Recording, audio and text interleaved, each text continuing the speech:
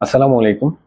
Saudi আরবে যারা হুরুপ্রাপ্ত প্রবাসীরা আছেন তাদের জন্য সৌদি সরকার বিশাল একটা সুযোগ নিয়ে আসছে, সুযোগ করে দিয়েছে।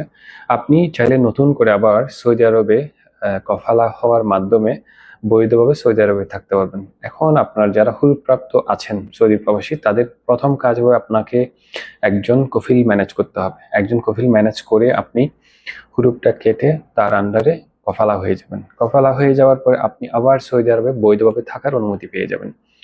আপনার এই সুযোগটা সৌদি আরবের সরকার বেশি দিন রাখবে না, তাই আপনি যত দ্রুত সম্ভব একজন কফিল ম্যানেজ করে তার আন্ডারে চলে যান, কফালা হয়ে যান। আর একটা বিষয়, হুরুপ হচ্ছে যে কফিলের আন্ডারে আগে ছিলেন, পালিয়ে যাওয়া হিসেবে তাকে ধরে নেওয়া হয়। তো সে অবৈধ হয়ে যায় তখন। এই অবৈধ পথ থেকে আপনি আবার বৈধ পথে ফিরে আসতে হলে আপনাকে অবশ্যই কফালা হইতে হবে। হুরুপটা কেটে নতুন একটা কফিলের আন্ডারে আপনি চলে আসবেন, তখন আপনি বৈধভাবে একজন প্রবাসী হিসেবে থাকতে পারবেন।